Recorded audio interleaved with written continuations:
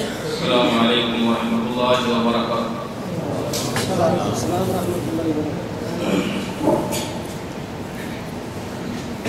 ان الحمد للہ نحمده ونستعینه ونستغفره ونعوذ باللہ من شرور انفسنا وسیئات اعمالنا، من يهده الله فلا مضل له ومن يضلل فلا هادي له، واشهد ان لا اله الا الله وحده لا شريك له، واشهد ان محمدا عبده ورسوله، اما بعد فاعوذ بالله من الشيطان الرجيم۔ إنا أرسلناك شاهدا ومبشرا ونذيرا لتؤمنوا بالله ورسوله وتعزروه وتوقروه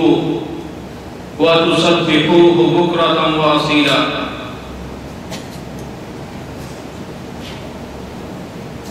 قابل صد احترام بزرگوں، معزز بھائیوں، یہ میرے لیے ایک مسرت کا موقع ہے کہ اللہ تبارک و تعالی نے ایک بار پھر مجھے آپ بھائیوں کے ساتھ، آپ حضرات کے ساتھ ہم کلام ہونے کا موقع دیا ہے۔ یقیناً مکتب تعاونی دعوت ارشاد منعزہ اور اس پروگرام کے مرتب کرنے والے سبھی اس بات کے اور سبھی یہ ان کا شکریہ ادا کرتا ہوں کہ انہوں نے یہ بابرکت محفل کا انعقاد کیا، اور جیسا کہ یہ اسبوعی شاید پروگرام ہمیشہ چلتا رہتا ہے، اور آپ بھائی محبت کے ساتھ اور دین کو سیکھنے کے لیے سردی گرمی کی پرواہ کیے بغیر تسلسل کے ساتھ ان درسوں کے اندر تشریف لاتے ہیں، نہایت ہی بہترین ہے وہ لوگ کہ جو اس طرح کی مجلسوں کو اور اس طرح کے پروگراموں کو اٹینڈ کرتے ہیں اور اللہ تبارک و تعالیٰ کی رحمتوں کو اور برکات کو سمیٹتے ہیں۔ میرے بھائیوں، میرے عزیزوں، آج کا جو موضوع ہے، آج کے درس کا جو عنوان میرے ذمہ لگایا گیا ہے، وہ ایسی شخصیت اور ایسے اعلیٰ مقام اور بلند پایا ہستی کے حوالے سے ہے کہ جن کی محبت میں مسلمانوں کے دل دھڑکتے ہیں، وہ شخصیت کہ جن کے نام سے مسلمانوں کے دل محبت کے ساتھ شعور ہو جاتے ہیں، ان کے تذکرے سے مسلمانوں کی آنکھیں نم ہو جاتی ہیں۔ یہ وہ ہستی ہے، یہ وہ پیغمبر ہے، یہ وہ نبی اور رسول ہے جو سید الانبیاء ہے، امام الانبیاء ہے، آدم علیہ السلام کی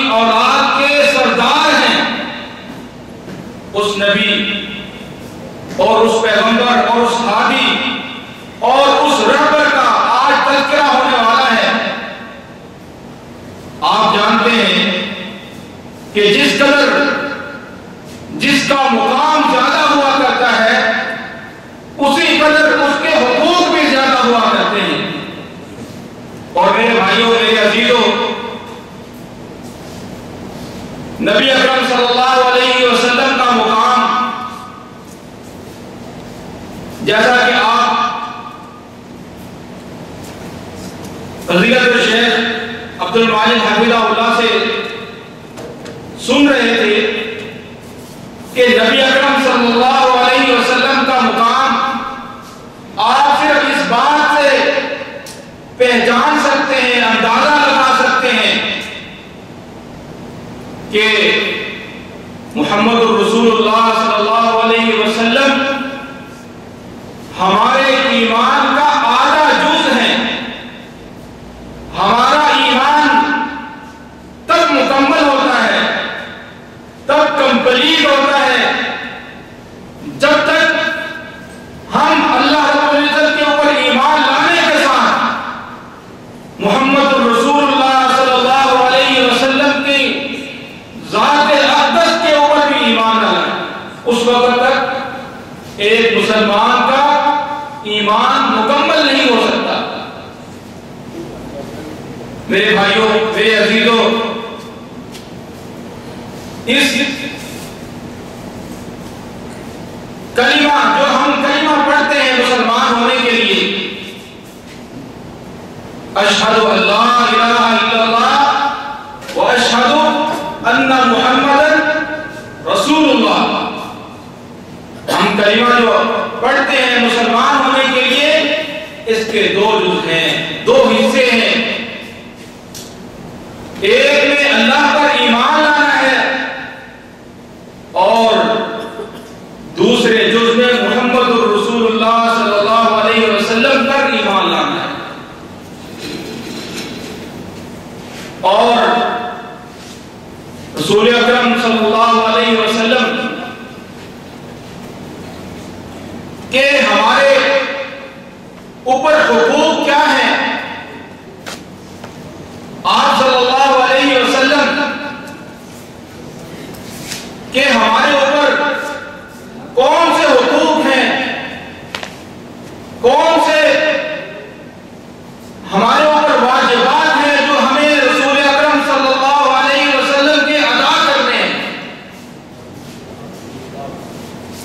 ایک مسلمان اس وقت تک مسلمان نہیں ہو سکتا جب تک محمد الرسول اللہ صلی اللہ علیہ وسلم کے حقوق نہ ادا کرے۔ اور آج کی اس مجلس میں، آج کے اس پروگرام میں چند حقوق کے حوالے سے گفتگو کروں گا۔ محمد الرسول اللہ صلی اللہ علیہ وسلم کا پہلا حق یہ ہے کہ آپ صلی اللہ علیہ وسلم کو اللہ رب العزت کا بندہ اور رسول مانا جائے۔ سب سے پہلا حق کیا ہے کہ محمد رسول اللہ صلی اللہ علیہ وسلم کو، محمد بن عبداللہ کو اللہ رب العزت کا سچا رسول مانا جائے، اور سچا رسول ہونے کے ساتھ ساتھ اللہ کا بندہ بھی تسلیم کیا جائے۔ یہ ہمارے اوپر رسول اکرم صلی اللہ علیہ وسلم کا حق ہے۔ اللہ رب العزت نے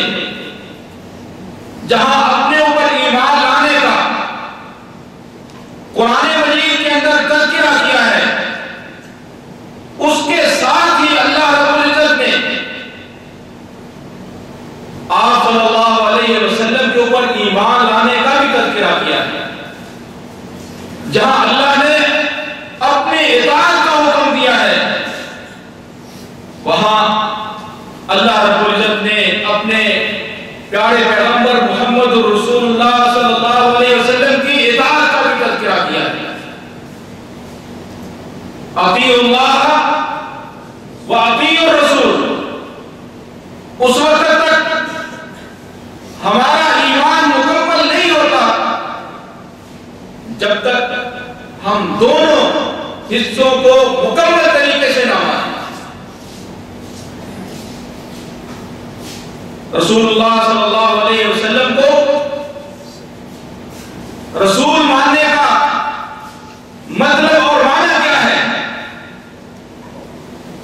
کہ ہم اپنی زبان سے اگر یہ کلمات کہہ لیں کہ لا الہ الا اللہ محمد رسول اللہ، کہ اللہ کے علاوہ کوئی سچا معبود نہیں ہے اور محمد صلی اللہ علیہ وسلم اللہ کے سچے رسول ہیں، بس زبان سے یہ اقرار کر لینا کافی ہے، زبان سے رسول اللہ مان لینا، کیا یہ ہماری نجات کے لیے اور ہماری کامیابی کے لیے کیا اتنا کافی ہے؟ نہیں۔ رسول اکرم صلی اللہ علیہ وسلم کو اللہ کا رسول ماننے کا مطلب یہ ہے کہ اللہ تبارک و تعالیٰ نے محمد صلی اللہ علیہ وسلم کو اپنا پیغام دے کر بھیجا۔ اللہ رب العزت نے محمد رسول اللہ صلی اللہ علیہ وسلم کو یہ دین حق، دین اسلام دے کر بھیجا اور انہوں نے کما اللہ کا پیغام، اللہ کا دین اللہ کے بندوں تک پہنچایا اور اس کے اندر ذرا برابر بھی کمی بیشی نہیں کی، بلکہ اس کو پہنچانے کا حق ادا کر دیا۔ اور اس کے ساتھ ساتھ ہمیں اللہ رب العزت کی طرف سے جو ہمارے اوپر دین آیا ہے، ہماری طرف جو رسول اکرم صلی اللہ علیہ وسلم دین لے کر آئے ہیں، وہ سچا ہے، وہ درست ہے۔ رسول اکرم صلی اللہ علیہ وسلم نے اس کے اندر کوئی کمی بیشی نہیں کی ہے، آپ نے کوئی چیز چھپائی نہیں ہے، اپنی طرف سے اس کے اندر کوئی اضافہ نہیں کیا ہے، اور اس کے ساتھ ساتھ محمد رسول اللہ صلی اللہ علیہ وسلم اللہ کے بندے بھی ہیں۔ بندہ کسے کہتے ہیں؟ بندہ ہونا یہ ایک شرط کی بات ہے، یہ ایک شرط کی بات ہے کہ انسان اللہ کا بندہ ہو، اللہ کی بندگی کرنے والا ہو، اللہ کی عبادت کرنے والا ہو، اور آپ صلی اللہ علیہ وسلم بھی اللہ کے بندے تھے۔ یہ کوئی عجب بات نہیں ہے، یہ اللہ نے قرآن مجید میں آپ صلی اللہ علیہ وسلم کو بندہ کہا ہے۔ آپ صلی اللہ علیہ وسلم کو اللہ تبارک و تعالیٰ نے بندہ کہہ کر پکارا ہے قرآن مجید کے اندر۔ یہ عین رسول اکرم صلی اللہ علیہ وسلم کی تعریف اور مدح کے اندر ہے، آپ کے عزت اور مقام کو بلند کرتا ہے۔ اللہ رب العزت نے فرمایا سبحان الذی اسرا بعبدہ، کہ پاک ہے وہ ذات جس نے اپنے بندے کو، کس کے بندے کو؟ اپنے بندے کو سیر کرایا۔ تو اللہ تبارک و تعالیٰ نے رسول اللہ صلی اللہ علیہ وسلم کو اپنا بندہ کہا ہے۔ ہمیں اس بات کے اوپر یقین ہونا چاہیے، اور رسول اللہ صلی اللہ علیہ وسلم کا یہ جو حق ہے اس کے اندر نہ ہمیں کمی کرنی چاہیے، نہ اس کے اندر اضافہ کرنا چاہیے۔ اس کے اندر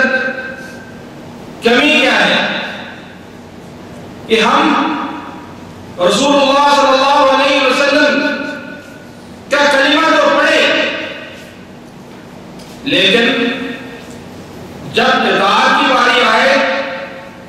جب شریعت کی باری آئے، جب قانون سازی کا موقع آئے، تو ہمیں محمد رسول اللہ صلی اللہ علیہ وسلم کا دین، آپ صلی اللہ علیہ وسلم کی حدیث، آپ صلی اللہ علیہ وسلم کا قانون وہ ہمیں اچھا نہ لگے، ہم کلمہ محمد رسول اللہ صلی اللہ علیہ وسلم کا پڑھیں اور قانون کسی اور کا چلائیں، فقہ کسی اور کی چلائیں، اور عبادات کے طریقے کسی اور کے ہوں، اور کلمہ رسول اللہ صلی اللہ علیہ وسلم کا ہو، یہ آپ کے حق میں زیادتی ہے۔ اور اسی طرح آپ کے حق میں جو اپنی طرف سے ہم اضافہ کرتے ہیں اور اپنی طرف سے ہم یہ سمجھتے ہیں کہ ہم آپ کے مقام کو بڑھا رہے ہیں، بلند کر رہے ہیں، اور حقیقت میں ہم آپ کے مقام میں تنقید کر رہے ہیں اور کمی واقع کر رہے ہیں کہ ہم آپ کے مقام سے آپ کو اگر اونچا کریں گے تب بھی ہم آپ کے حق کو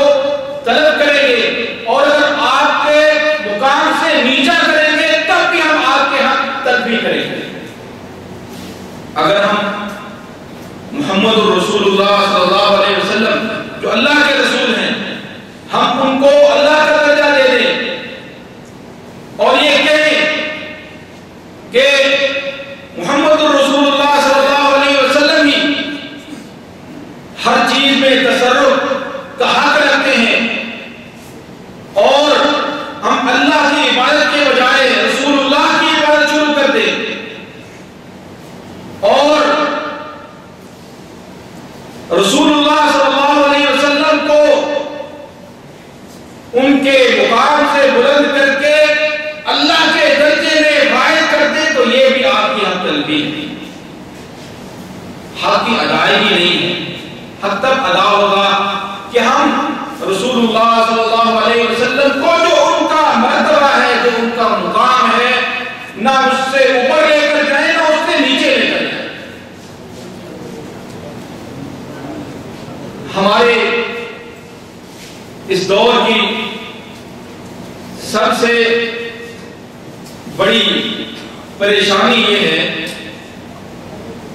اور سب سے خطرناک چیز یہ ہے کہ ہم مسلمان افراط و تفریط کا شکار ہیں۔ یا تو ہم کسی معاملے میں بڑھاتے ہیں، اتنا بڑھاتے ہیں کہ حد سے تجاوز کر جاتے ہیں، یا پھر کم کرتے ہیں تو اس کے مقام سے کہیں نیچے لے جاتے ہیں۔ ہماری معاملات کے اندر، ہمارے عبادت کے اندر، ہمارے ایمان کے اندر میانہ روی، بیلنس یہ ضروری ہے۔ رسول اللہ صلی اللہ علیہ وسلم اللہ کے بندے ہیں، اگر ہم کہیں کہ نہیں یہ اللہ کے فرشتے ہیں، تب بھی آپ صلی اللہ علیہ وسلم کے حق کی تلبی ہے۔ اور اگر ہم یہ کہیں کہ نہیں ہماری طرح ہی بندے ہیں، یہ بھی صحیح نہیں ہے۔ نہیں، وہ ہماری طرح بندے ہیں بشری تقاضوں کے اعتبار سے، لیکن رسول اکرم صلی اللہ علیہ وسلم نے ساتھ فرق بھی یہ واضح کر دیا کہ میرے اور آپ کے اندر فرق یہ ہے کہ میں اللہ کا رسول ہوں، میرے اوپر وحی آتی ہے، یہ ہے اصل فرق۔ اور رسول اللہ صلی اللہ علیہ وسلم کا دوسرا حق یہ ہے کہ آپ صلی اللہ علیہ وسلم کی تعظیم کی جائے، آپ کا احترام کیا جائے، آپ کی عزت کی جائے، آپ کو آپ کا مقام جو اللہ نے دیا ہے وہ ہم تسلیم کریں اور ان کو وہی مقام دیں۔ آپ صلی اللہ علیہ وسلم کا احترام ایک امتی کے لیے یہ لازم اور ضروری ہے، اور محمد رسول اللہ صلی اللہ علیہ وسلم کے اوپر ایمان لانے کا ایک جز ہے کہ ہم آپ کا احترام بھی کریں۔ اس ایمان کا کیا فائدہ جس میں احترام ہی نہ ہو؟ اسی لیے تو اللہ رب العزت نے مسلمانوں کو اور صحابہ کرام کو آپ صلی اللہ علیہ وسلم کا نام لے کر اور آپ صلی اللہ علیہ وسلم کو جس طرح ہم ایک دوسرے کو نام سے مخاطب کرتے ہیں، اللہ نے منع کر دیا کہ جس طرح ہم ایک دوسرے کو آوازیں کستے ہیں، نام سے پکارتے ہیں، باہر کھڑے ہو کر آوازیں لگاتے ہیں، اللہ نے اس بات سے منع کر دیا کہ یہ آپ کی شان کے خلاف ہے۔ اللہ نے فرمایا کہ لا تجعلوا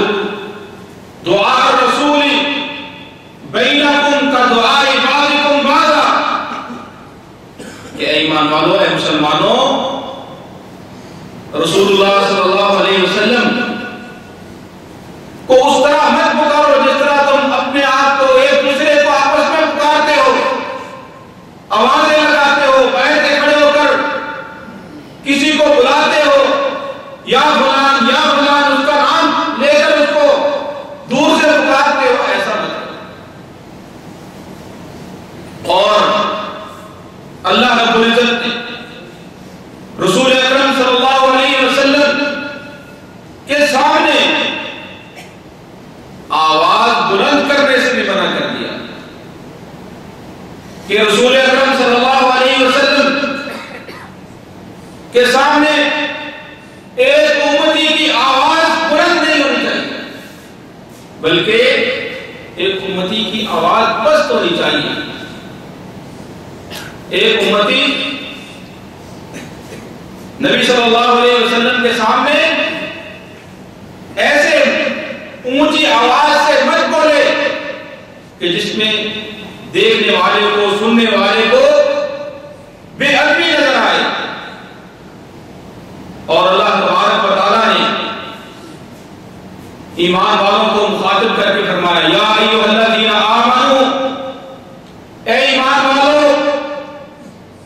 اے وہ لوگوں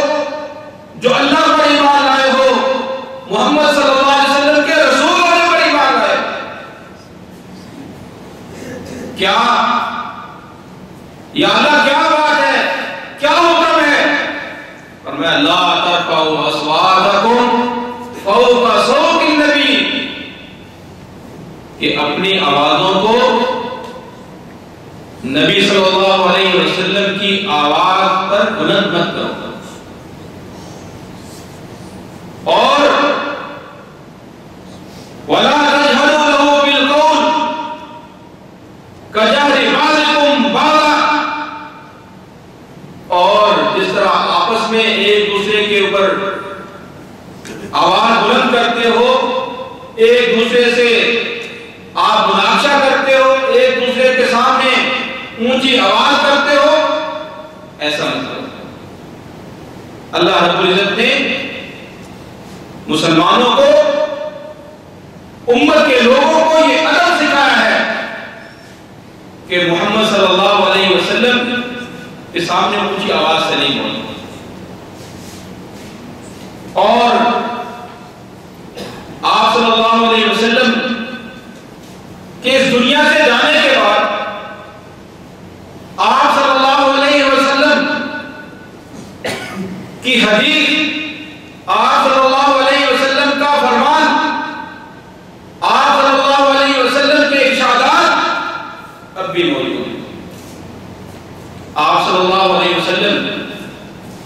کی بات کا احترام کرنا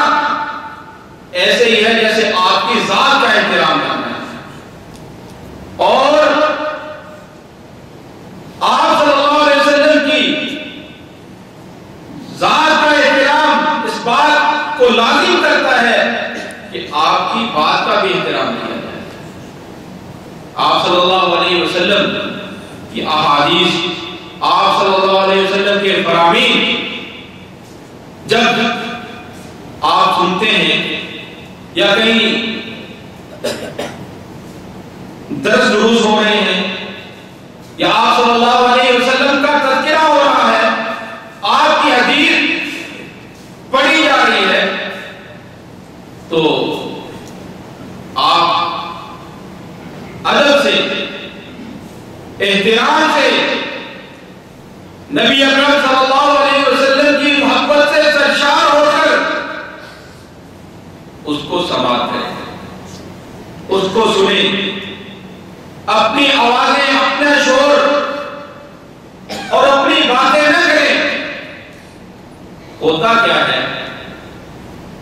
کہ ہم شاید اس بات کو صحیح طریقے سے جانتے نہیں ہیں، لا علمی میں، لا شعوری میں ہم اگر جمعہ ہو رہا ہے تو ہم پیچھے کے لوگ باتیں کرنا شروع کر دیتے ہیں۔ دیکھیں ہوگے آپ نے، اگر کسی جگہ پہ درس ہو رہا ہے، وعظ ہو رہا ہے، کوئی تقریر ہو رہی ہے، تو اس میں آپ دیکھیں گے کہ فون سن رہے ہیں اور وہیں ایک دوسرے سے بات ہو رہی ہے، موبائل فون چل رہی ہے، آپ صلی اللہ علیہ وسلم کا فرمان پڑھا جا رہا ہے اور ساتھ ہی ایک ہماری جیب سے، ہمارے موبائل سے گانے کی اور کجری کی آواز رسول اکرم صلی اللہ علیہ وسلم کی آواز کے اوپر بلند ہوتی ہے۔ ہمیں احساس نہیں ہوتا کہ میں کس چیز کا مرتکب ہو رہا ہوں، میرے ایمان پہ کہاں چوٹ لگ رہی ہے، ہمیں پتہ نہیں ہوتا۔ ہم سمجھتے ہیں کہ یہ نارمل بات ہے، سب کا موبائل بجتا ہے، کوئی بات نہیں ہے، میرا اکیلے کا نہیں بجا، نہیں،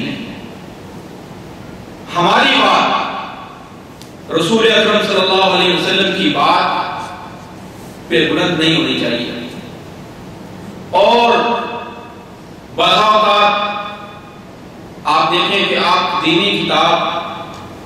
کوئی پمفلٹ آپ کسی کو دیں تو اس کو حقیر سمجھ کر نہیں میرے پاس ہے، اس کو وہیں رکھ دیں گے، اس کو لینے کے لیے تیار نہیں ہوں گے، اس کی بے ادبی کریں گے، اس کو وہیں رکھ دیں گے، وہیں چھوڑ دیں گے۔ کیا یہ رسول اکرم صلی اللہ علیہ وسلم کا احترام اور عزت ہے کہ آپ کی بات کو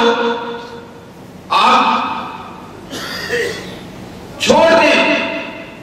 اس کی طرف توجہ ہی نہیں دیں اور بے توجہی سے آپ اس کو پھینک دیں؟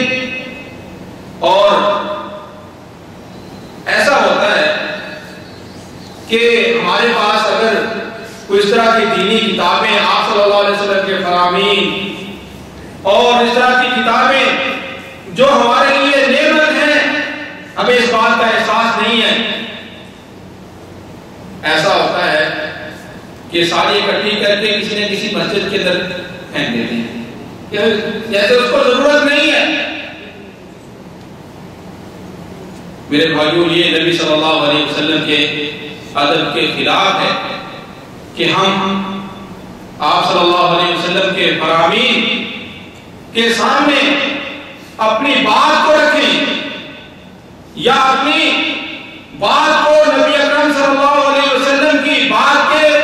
مقابلے میں سمجھیں یا اپنے امام کی بات کو نبی صلی اللہ علیہ وسلم کی بات کے مقابلے میں لائیں۔ بات ٹھیک ہے، حدیث ٹھیک ہے، لیکن چونکہ ہمارے امام نے یہ کہا، فلاں بزرگ نے یہ کہا، آخر وہ بھی تو بڑے عالم تھے، وہ بھی تو بڑے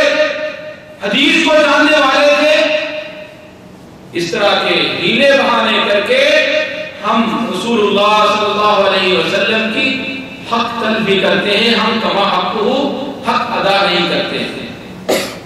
آپ صلی اللہ علیہ وسلم کی تعظیم یہ ہر امتی پہ لازم ہے۔ اللہ نے رسول اللہ صلی اللہ علیہ وسلم کی تعظیم کے اندر یہ فرمایا کہ اِنَّا أَرْسَلْنَاكَ شَاهِدًا وَمُبَشِّرًا وَنَذِيرًا، ہم نے محمد رسول اللہ صلی اللہ علیہ وسلم کو شاہد بنا کے دیا اور جنت کی خوشخبری دینے والا اور جہنم سے ڈرانے والا بنا کر دیا۔ تو ہمیں کیا کرنا چاہیے؟ ہمارے اوپر کیا فرض عائد ہوتا ہے؟ اللہ نے فرمایا کہ آپ کے اوپر یہ لازم آتا ہے کہ لِتُؤْمِنُوا بِاللَّهِ وَرَسُولِهِ، آپ کے لیے یہ لازم ہے کہ آپ اللہ پر ایمان لائیں اور رسول اللہ پر ایمان لائیں، بس اتنا کافی نہیں۔ فرمایا وَتُعَزِّرُوهُ، اللہ اور اس کے رسول صلی اللہ علیہ وسلم کی تعظیم کرنا، ان کے بات کو تقویت دینا، یہ بھی ہمارے اوپر لازم آتا ہے۔ دین کی بات ہے، دین کا معاملہ ہے، ہمیں اللہ اور اس کے رسول کی بات کو تقویت دینی چاہیے، احترام دینا چاہیے۔ وَتُوَقِّرُوهُ، اور اللہ اور اس کے رسول صلی اللہ علیہ وسلم کی توقیر، رسول اللہ صلی اللہ علیہ وسلم کا احترام، یہ آپ کے اوپر لازم ہے۔ وَتُسَبِّحُوهُ بُكْرَةً وَأَصِيلًا، اور صبح و شام اللہ کی تسبیح بیان کرنا آپ کے اوپر لازم ہے۔ یہ اللہ رب العزت نے رسول اللہ صلی اللہ علیہ وسلم کا حق بیان کیا ہے کہ آپ کا امتیوں کے اوپر حق یہ ہے کہ امتی رسول اکرم صلی اللہ علیہ وسلم کا احترام کریں اور اس کی بات کو تقویت دیں، اس کی بات کو تقویت اور تعظیم میں یہ بھی آتا ہے کہ جو یہ دینی پروگرام ہے،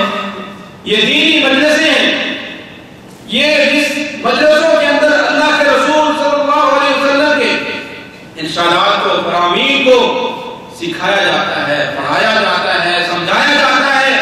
پہنچایا جاتا ہے، ان مجلسوں کے اندر اپنا حصہ ڈالنا اور لوگوں کو لے کر آئیں، لوگوں کو دعوت دیں، جو سن کر جائیں اور لوگوں تک پہنچائیں، یہ اسی میں آتا ہے۔ یہ آپ صلی اللہ علیہ وسلم کے توقیر اور احترام کے اندر ہی آتا ہے۔ اور میرے بھائیوں، میرے عزیزوں، رسول اکرم صلی اللہ علیہ وسلم کے سامنے آواز بلند کرنا یہ ایک خطرناک چیز ہے، ایک خطرناک فعل ہے، ایک خطرناک کام ہے کہ اس سے انسان کے سارے اعمال ضائع ہو سکتے ہیں۔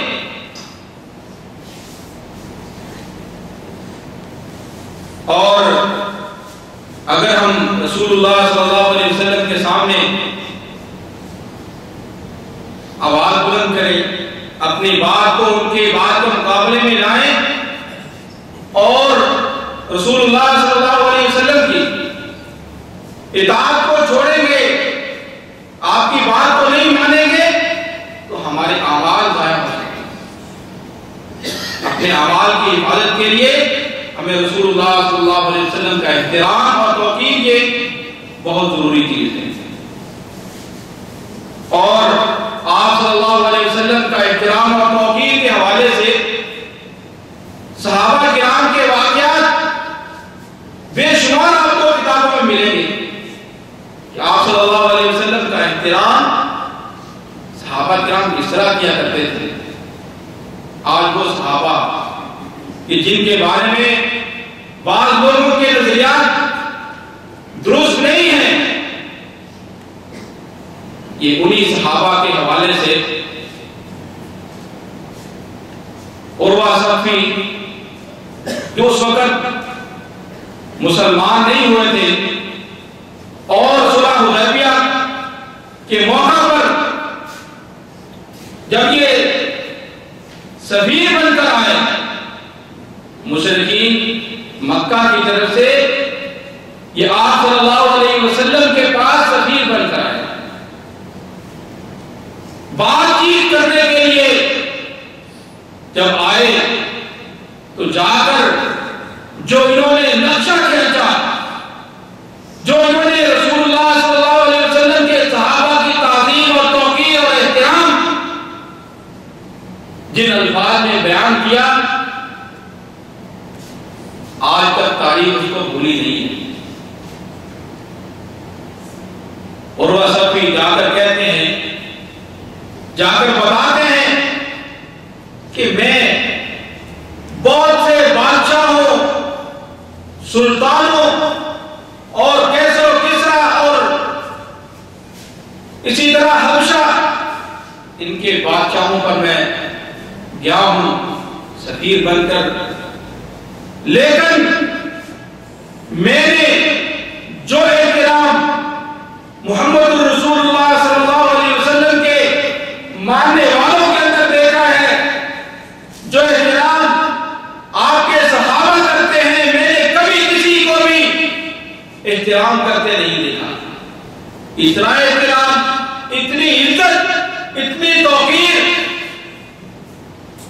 کہ آپ صلی اللہ علیہ وسلم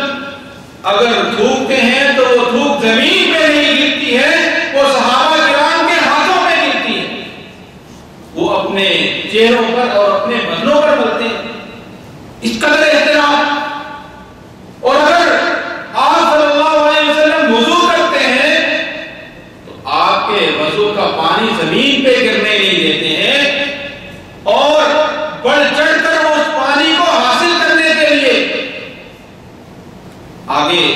بڑھتے ہیں اور پانی زمین پہ نہیں گرنے دیتے۔ اور صحابہ کرام اس طرح محبت کرتے تھے اور اس طرح وہ محبت کرتے ہیں اپنے نبی کی کہ اپنی تیز آنکھوں سے نبی اکرم صلی اللہ علیہ وسلم کی طرف نہیں دیکھتے، اپنی آواز بلند نہیں کرتے۔ اتنا عظیم تذکرہ عروہ ثقفی نے جا کر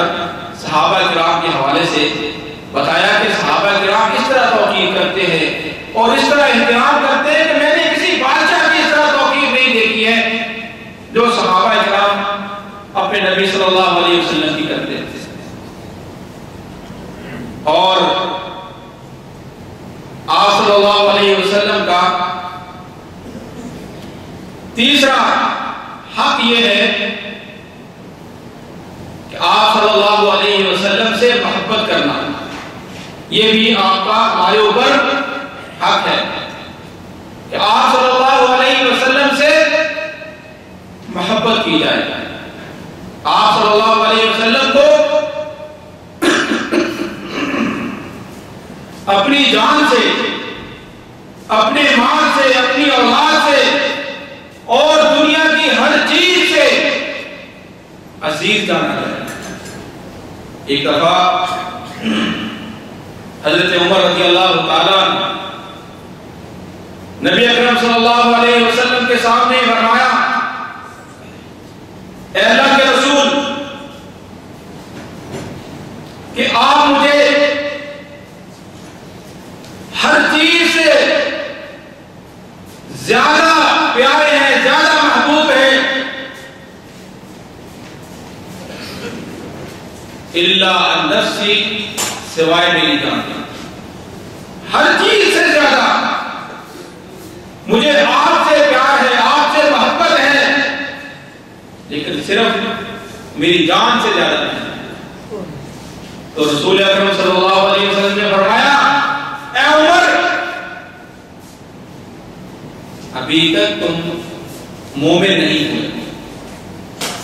ابھی تمہارا ایمان مکمل نہیں ہوا ہے۔ پھر حضرت عمر رضی اللہ تعالیٰ عنہ فرماتے ہیں، اے اللہ کے رسول، اب آپ مجھے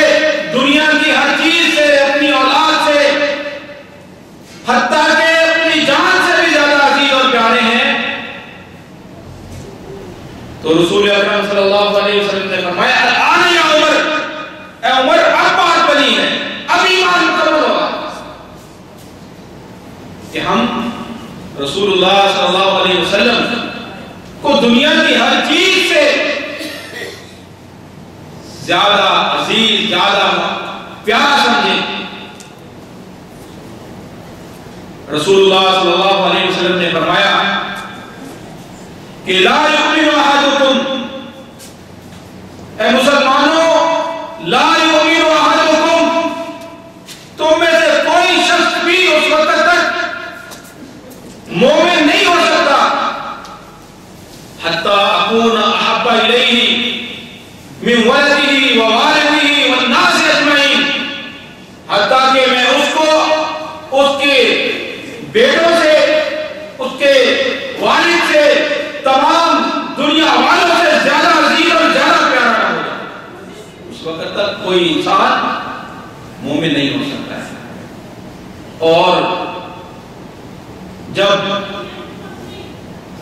انسان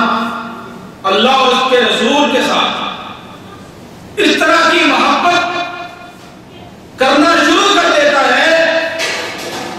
تو اس کو حقیقی معنوں میں، صحیح معنوں میں ایمان کی چاشنی اور مٹھاس محسوس ہوتی ہے۔ وہ اپنے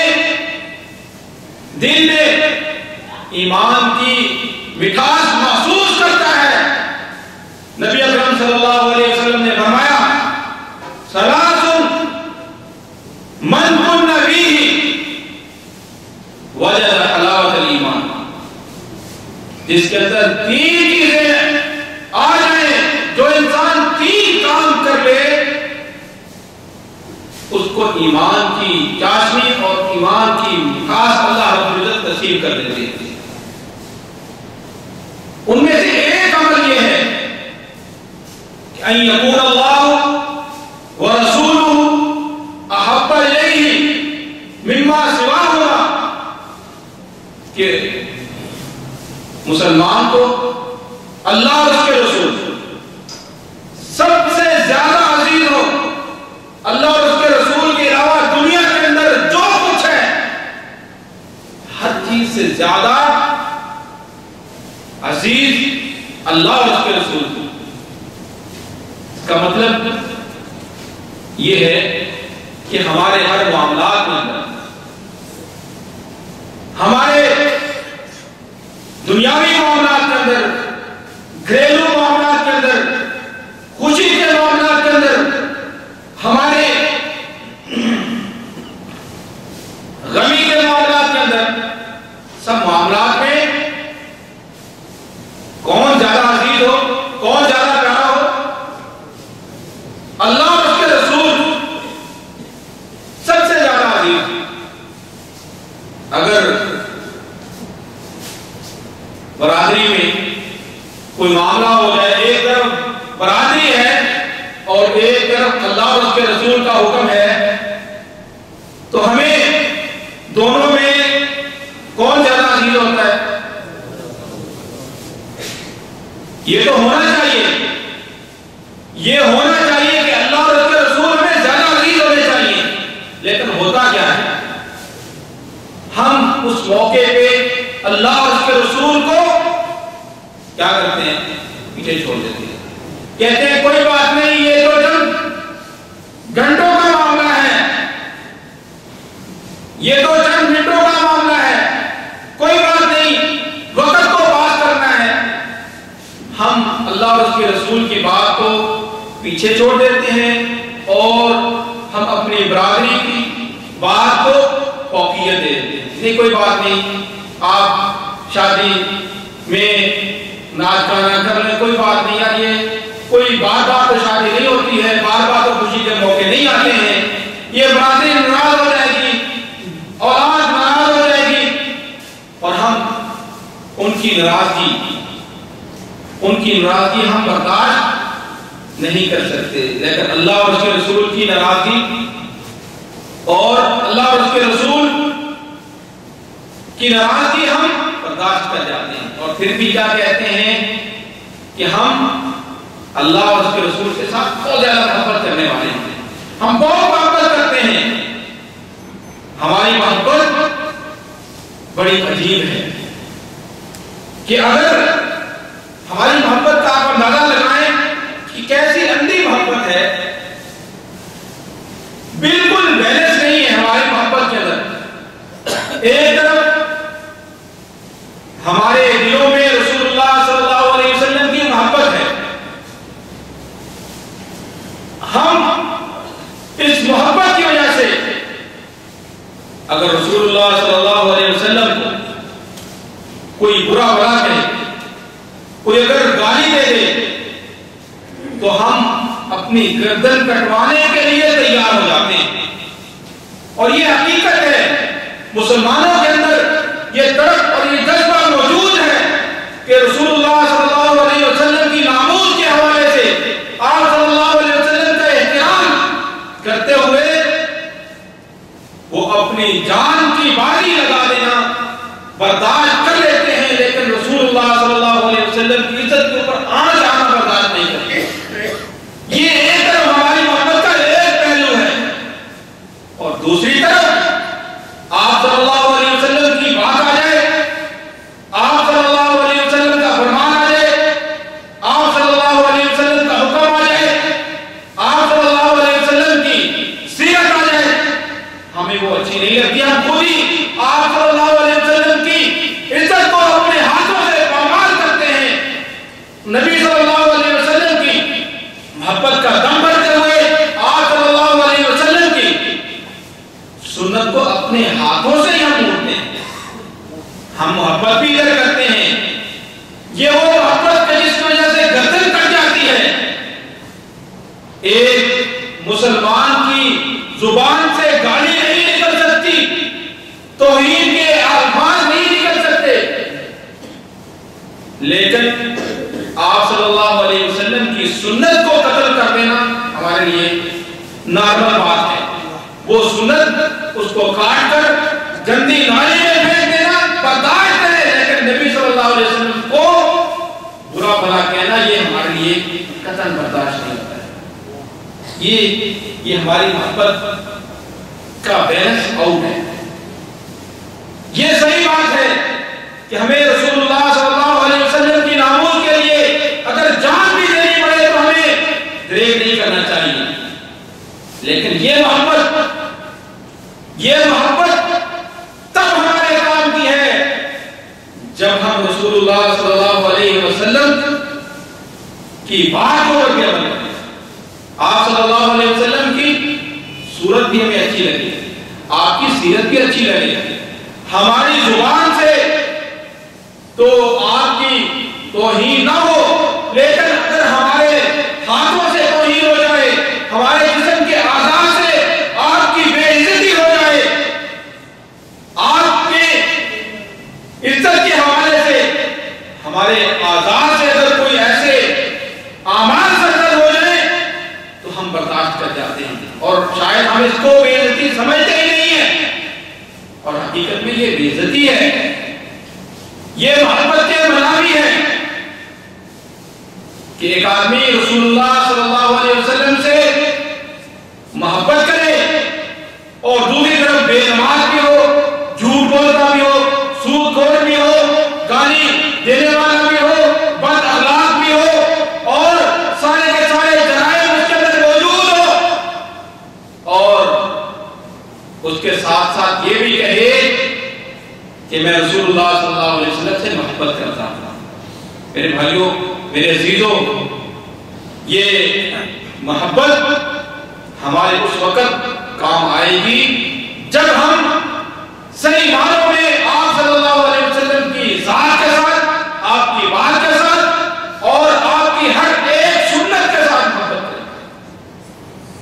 جب سنت کی باری آتی ہے، جب کسی کو بتایا جاتا ہے یا کوئی بات ہوتا ہے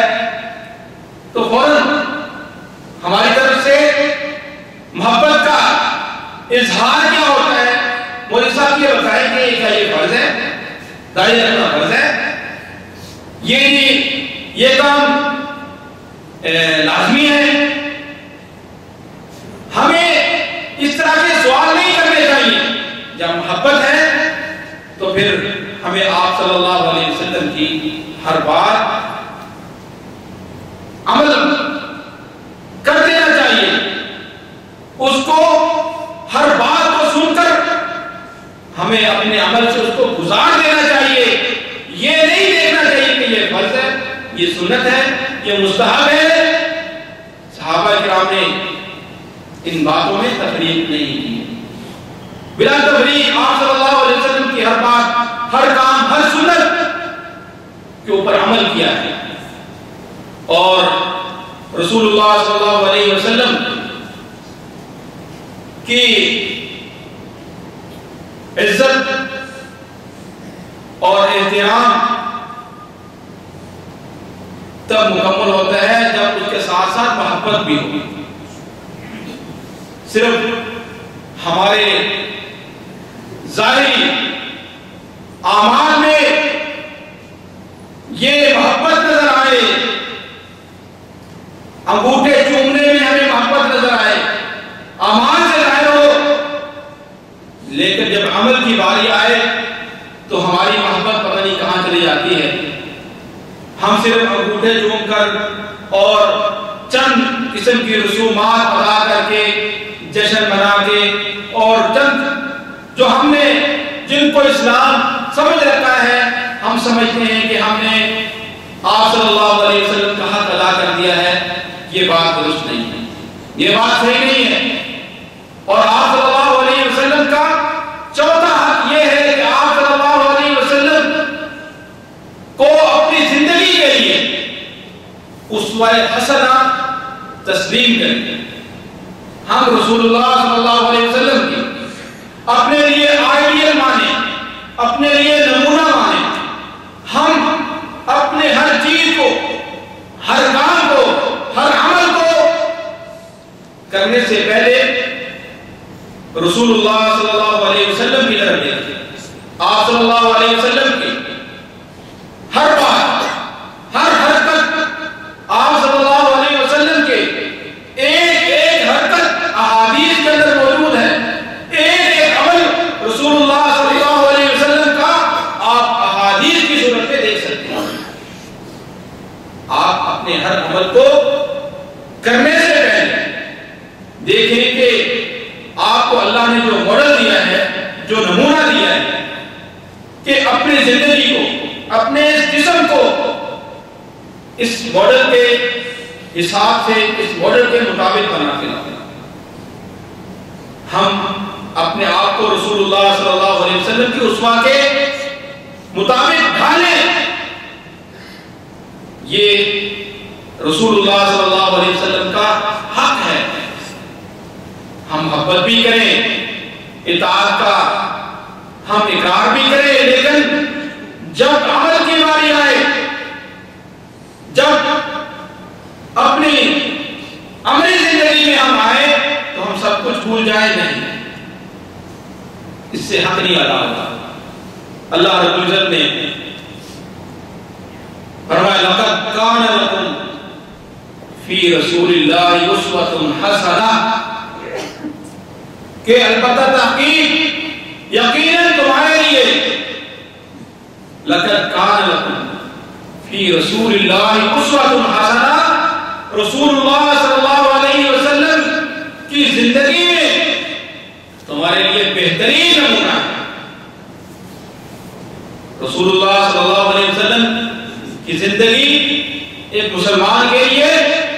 بہترین نمونہ ہے۔ حسنہ، کیا ہر ایک کے لیے ہے؟ یہ تو ہم سب مانتے ہیں کہ رسول اللہ صلی اللہ علیہ وسلم ہمارے اسوہ ہیں، ہمیں ہر کام رسول اللہ صلی اللہ علیہ وسلم کے مطابق کرنا چاہیے، لیکن اللہ رب العزت نے دو صفات کے حاملین کو رسول اللہ صلی اللہ علیہ وسلم کو اپنا اسوہ حسنہ تسلیم کرنے والا قرار دیا ہے۔ وہ کون لوگ ہیں؟ وہ کون سی صفات کے حامل لوگ ہیں؟ لمن کان یرجو اللہ، لمن کان یرجو اللہ والیوم الآخر وذکر اللہ کثیرا، جو اللہ سے ملاقات پر یقین رکھتا ہے، جس کو یہ یقین ہے کہ میں نے اس دنیا سے ایک دن جانا ہے، اپنے رب کے سامنے کھڑا ہونا ہے، میں نے اپنے اعمال کا جواب دینا ہے،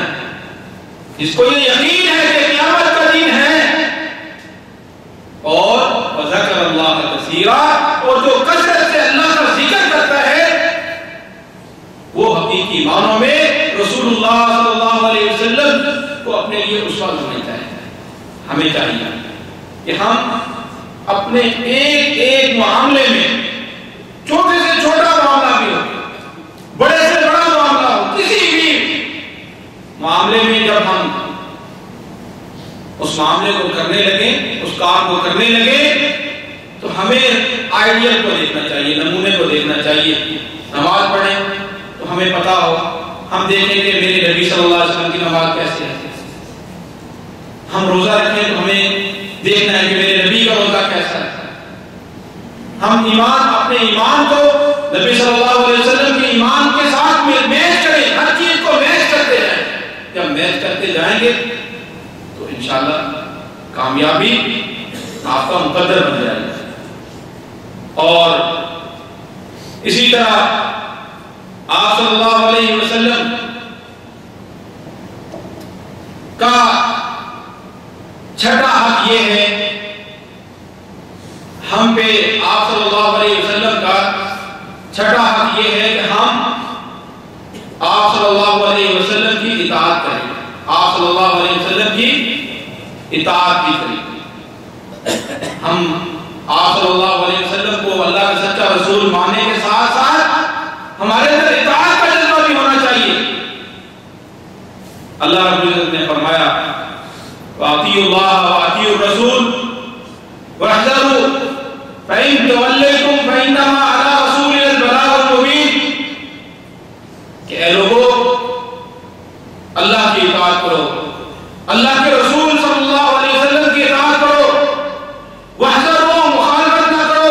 آپ کی نافرمانی سے بچو۔ فَإِن تَوَلَّيْتُمْ، اگر تم پھر جاؤ، بات کو نہ مانو، آپ صلی اللہ علیہ وسلم کی اطاعت نہ کرو، فرمایا فَإِنَّمَا عَلَىٰ رَسُولِنَا الْبَلَاغُ الْمُبِينُ، ہمارے رسول پر تو واضح طور پر پہنچا دینا ہے۔ ہم کلمہ پڑھنے کے بعد، مسلمان ہونے کے بعد پھر بھی اطاعت نہ کریں، اللہ نے فرمایا واحذروا، ڈر جاؤ، اس بات سے باز آ جاؤ کہ ایک طرف سے مسلمان ہونے کا، مومن ہونے کا دعویٰ بھی کرو، اور دوسری طرف اطاعت سے اپنا ہاتھ بھی جڑاؤ، اطاعت میں پیچھے بھی رہو، یہ دونوں چیزیں جمع نہیں ہو سکتی۔ اور اللہ رب العزت کی طرف سے جو بھی رسول اللہ صلی اللہ علیہ وسلم لے کر آئے ہیں، جو بھی ہمیں دیا ہے، سب ہمیں لینا چاہیے۔ اطاعت یہ نہیں ہوتی کہ اپنی مرضی کی بات لے لو، جہاں دل نہ چاہے وہاں چھوڑ دو، جو چیز اچھی لگے لے لو،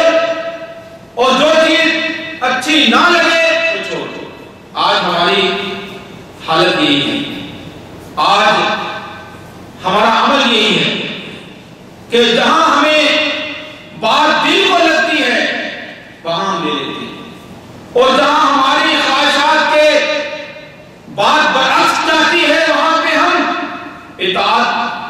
کر دیتے ہیں.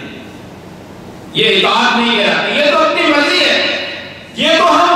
ہر ایک کی بات کو لے لیتے ہیں. جب ہمارا دل چاہ رہا ہو ہم ہر ایک کی بات کو مان لیتے ہیں. تو پھر رسول اللہ صلی اللہ علیہ وسلم کی اطاعت اور عام لوگوں کی اطاعت میں کیا فرق ہوا؟ رسول اللہ صلی اللہ علیہ وسلم کی اطاعت یہ نہیں ہے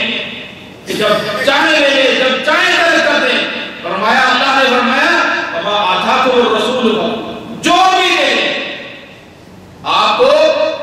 رسول اللہ صلی اللہ علیہ وسلم جو بھی دے دیں وہ لے لو. وما نہاکم عنہ, اور جس سے روک دیں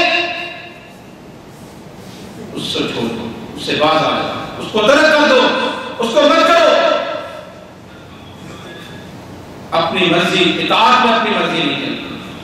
اللہ کی اطاعت یہ ہے کہ جو بھی اللہ نے رسول اللہ صلی اللہ علیہ وسلم کو دین دیا ہے اور جو چیزیں رسول اللہ صلی اللہ علیہ وسلم نے ہمیں دی ہیں, جو بھی احکامات ہیں, ان سب کو من وعن ہم نے اپنی مرضی کے حساب سے ہم دین کو نہیں ڈھالیں, اپنی مرضی کا انتخاب نہیں کریں, بلکہ ہر کام کو اور آپ صلی اللہ علیہ وسلم کے ہر حکم کو اپلائی کریں. میرا خیال وقت کافی ہو گیا. ہاں, تو یہ چند باتیں اور چند حقوق آپ صلی اللہ علیہ وسلم کے آپ بھائیوں کے سامنے میں نے عرض کیے ہیں. آپ حضرات سے یہ میری درخواست ہے کہ آپ صلی اللہ علیہ وسلم کے جو حقوق آپ نے سنے ہیں ان کو اپنی زندگی کے اندر لائیں, ان کے اوپر عمل شروع کریں, اور انشاءاللہ العزیز شیخ صاحب آئندہ شاید درسوں میں ان باتوں کو اور ان حقوق کو مکمل کریں گے. اللہ رب العزت سے دعا ہے کہ اللہ تبارک و تعالی ہمارا یہاں پہ جمع ہونا اپنی بارگاہ میں قبول و منظور فرمائے, اور اللہ تبارک و تعالی ہمیں صحیح معنوں میں رسول اللہ صلی اللہ علیہ وسلم کا اطاعت کرنے والا بنائے, اور اللہ تبارک و تعالی ہمیں رسول اللہ صلی اللہ علیہ وسلم کے جو حقوق ہیں ان کو صحیح معنوں میں ادا کرنے کی اللہ رب العزت ہمیں توفیق دے. آمین. وآخر دعوانا ان الحمدللہ رب العالمین. میرے نبی پیارے نبی سنت تیری دنیا دی, اے نبی پیارے نبی سنت تیری دنیا دی, تو ہی شفاعت کی اما اے رحمت للعالمین. اے نبی پیارے نبی سنت تیری دنیا دی, کوئی نہیں تجھ سا نہیں اے رحمت للعالمین. اے نبی پیارے نبی سنت تیری دنیا دی. اے نبی اے نبی اے نبی